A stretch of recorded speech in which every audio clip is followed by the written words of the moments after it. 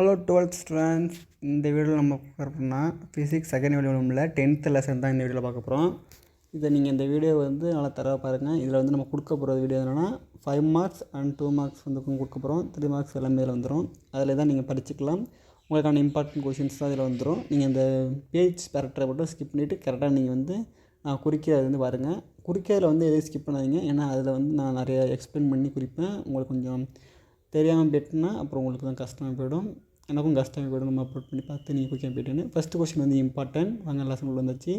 Second question important and third question important.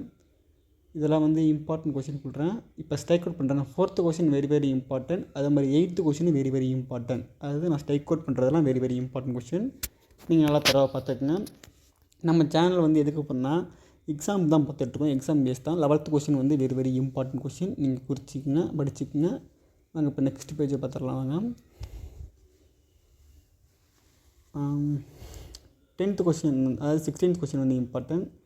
17 question 18 question மூணுமே very important questions. And 20 questions very important. 21 படிச்சுக்கங்க, 22 படிச்சுக்கங்க. ஏன்னா இதெல்லாம் important. Very important public exam வரைக்கும் கேட்பாங்க. 25 கண்டிப்பாக படித்தாங்க. அது வெரி இம்பார்ட்டன்ட் கொஷின் தான். 28 படிச்சுக்கங்க. ரேடார் அண்டு அந்த மாதிரி கொஷின்லாம் படிச்சுக்கோங்க. நெக்ஸ்ட்டு இப்போ நம்ம லாங் ஆன்சருக்குள்ளே போவாங்க. Second question important questions. அதே மாதிரி ஆல் ஃபேல் அண்ட் ஃபுல் வேவ் இருக்கு பாருங்கள். 4 and 3 and 4 இது ரெண்டுமே வெரி இம்பார்ட்டன்ட் கொஷின். ரெண்டுமே ஒரே மாதிரி தான் இருக்கும். நீங்கள் ஈக்குவேஷன் பேஸில் படிச்சுக்கலாம். ரெண்டும் ஒரே மாதிரி தான் இருக்கும். எல்இடி கொஷின் பாருங்கள். எல்இடி நான் குறிக்கல. நீங்கள் LED base and applications and LED எப்படி யூஸ் ஆகுதுன்னு நீங்கள் படிச்சுக்கோங்க. உங்களுக்கு யூஸ்ஃபுல்லாக இருக்கும்.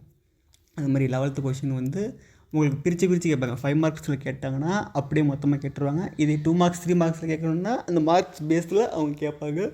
அதனால் நீங்கள் எல்லாத்தையுமே தெளிவாக படிச்சுக்கோங்க.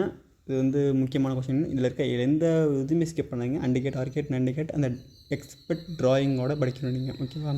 நீங்கள் அது மாதிரி டிமார்க்கன் ஃபஸ்ட் அண்ட் தேர்ந்து திறந்துருக்குங்க. இது முக்கியமான கொஷின். ரிப்பீட்டாக கேட்டே இருப்பாங்க. உங்களுக்கே தெரிஞ்சிருக்கும். ஸ்கூல்லேயும் சொல்லுவாங்க ரிப்பீட் கொஷின்னு. வேறு எந்த கொஷினும் அந்தளவுக்கு இந்த இம்பார்ட்டன்ட் கிடையாது. நீங்கள் 16th கொஷின் படிச்சுக்கோங்க. அவ்வளோதான்.